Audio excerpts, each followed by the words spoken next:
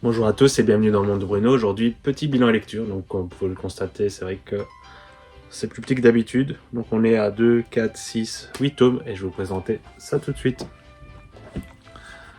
Donc, tout d'abord, le tome 19 de Dan Dadan. Donc, tome dans la même veine que les autres. Plutôt intéressant, surtout la fin, pour ceux qui l'ont lu. Donc, il se passe un petit événement concernant notre héros principal, donc Okarun. Du coup, je suis curieux de savoir ce qui va se passer par la suite. Est-ce qu'on est proche de la fin? Donc, désolé si c'est peut-être un léger spoil pour certains, même si j'essaie de pas trop en dire. Je sais pas si vous avez des informations, du coup, curieux de savoir votre avis là-dessus. Sinon, c'était plutôt un très bon tome. Donc, on est enfin sorti de l'espèce de Jumanji, pour information. Voilà, j'en dirai pas plus. Après, nous avons le tome Cross 3, donc chez Darkana de Hiroshi Takahashi. Tome plutôt intéressant. Bon, là, je vais spoiler, hein. Je suis désolé, je vais faire un petit peu comme j'en ai envie. On a eu dans le tome précédent une bagarre entre Lindaman et notre héros. Harumichi Boya, d'ailleurs, je pense, si je dis pas de bêtises, le nom. Et en fait, ce qui est pas mal dans ce tome-là, c'est qu'en fait, ils ont la sensation tous les deux d'avoir perdu. Mais l'autre ne le sait pas, tu vois. Donc c'est vraiment... moi, je veux plus sortir de chez moi parce que j'ai perdu contre ce gars-là. Et l'autre, le gars-là, il dit, bah, c'est la première fois que je perds aussi, machin, enfin, tous les petits trucs ainsi. Donc il y a pas mal de quiproquos.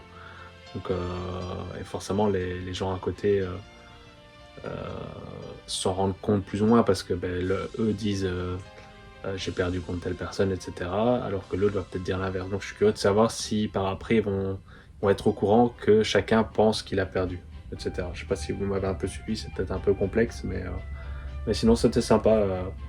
Ouais, non, franchement, chouette petite histoire, Rose. Content d'avoir commencé cette série. Après, on continue avec le tome 4 de Brave Belle chez Doki Doki, au scénario Mib et au dessin Okame. Tome plutôt intéressant. Donc on en apprend un peu plus sur les pouvoirs.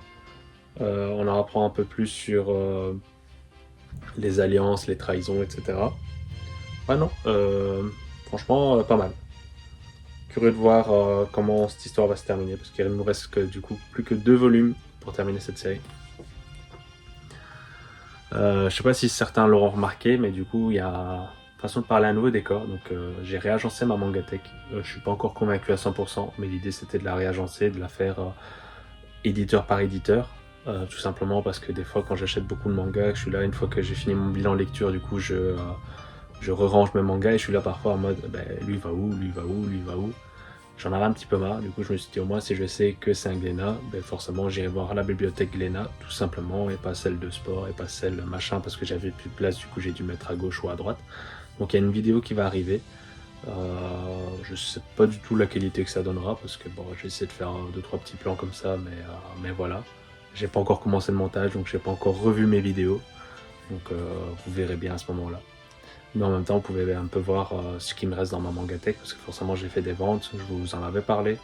Il n'y a pas non plus des trucs de fou, hein. Généralement je vous en parle quand je vends mes mangas. Par exemple, ici j'ai vendu Golden Guy, j'ai vendu Thunderstreet, tous les petits trucs ainsi. Mais forcément, du coup, vous ne les verrez plus dans ma Mangatech, vous ne verrez plus s'il y a un prochain tome en des achats manga, parce que voilà. Si je les ai vendus, c'est que ça me plaisait plus ou plus assez. Golden Guy, j'avais bien aimé. On ne sait pas forcément s'il y aura une suite et quand il y aura la suite. Du coup, je me suis dit, allez, c'est le moment de vendre parce que je pense pas que je relirai, tout simplement. Donc voilà, on continue ce bilan lecture avec le tome 15 de MMA, donc Mix Martial Artist de Hiroki Endo. Série finie en 19 tomes, donc là on s'approche de la fin. MMA, je sais toujours pas quoi en penser. En fait, quand j'ai mon tome, j'aime bien. Mais est-ce que je relirai? C'est ça la question. Euh, Est-ce que c'est bien à lire une fois? Donc voilà, je sais pas. Mais sinon, c'était quand même un très bon tome. Et concentré principalement sur la fille, sur Maki, sur ce tome. Après, nous avons le tome 17 de Windbreaker, de Satoru Ni aux éditions Pika. Tome plutôt très bon, dans la même veine que les autres. Vraiment curieux de savoir ce qui va se passer dans le prochain parce que on arrive à un dénouement de l'histoire à mon avis. Donc je même été curieux de ce qui s'est passé à la fin. Donc notre héros arrive à un point X, il découvre quelque chose. Donc je vous en dirai pas plus, mais voilà. Et je suis resté plutôt étonné de ce qu'il a découvert. Donc voilà, curieux d'avoir la suite. Après nous avons le tome 28 de Blue Lock, donc chez Pika, de Muneyuki Kaneshiro et au dessin Yusuke Nomura.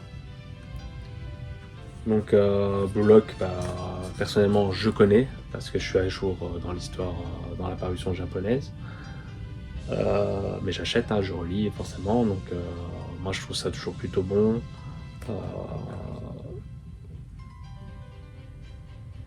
Ce qui est juste étonnant, après bon, c'est ce qui fait aussi les shonen, mais c'est que notre héros, pour l'instant, ne perd plus.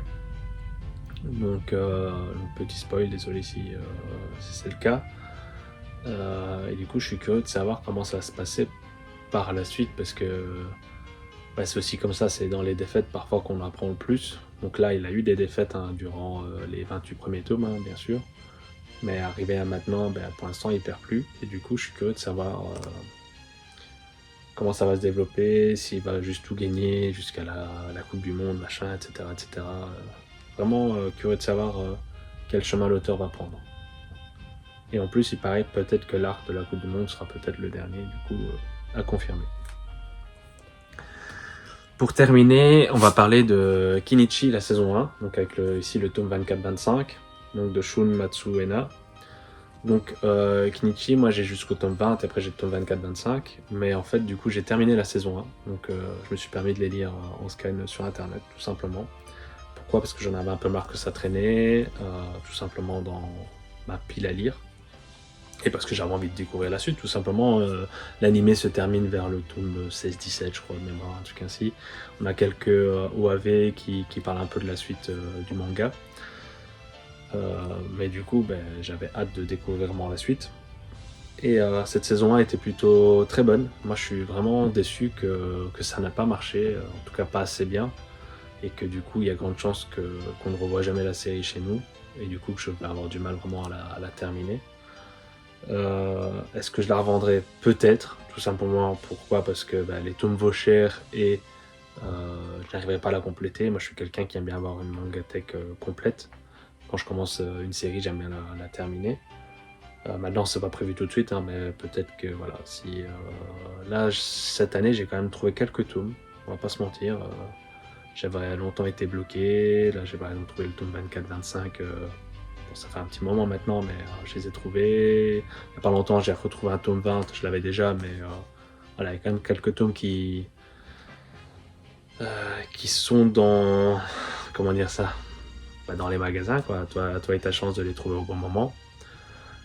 Et donc voilà, mais sinon c'était très chouette saison 1. Donc là je vais commencer la saison 2, j'ai les 12 premiers tomes en ma possession et je terminerai sans doute la suite sur internet.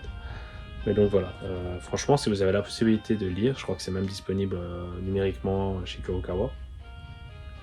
C'est vraiment une chouette petite histoire, donc sur les arts martiaux, histoire d'amitié, etc. Forcément, c'est un peu loufoque ou quoi que ce soit, enfin je sais pas comment dire ça, mais je veux dire, des fois tu te dirais, c'est limite si le gars il se fait écraser par un camion, c'est pas le cas, mais qui survit, tu te dis waouh, c'est pas normal, mais bon, ça fait partie des shonen, ça fait partie de ci, ça fait partie de là.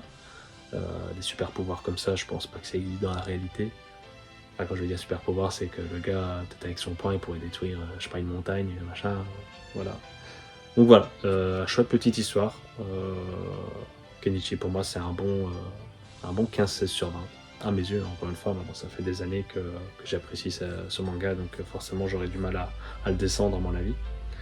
Et donc voilà, donc j'espère que vous aurez apprécié ce petit bilan à lecture. Et on se retrouve prochainement pour la vidéo réagencement et un achat manga. Salut!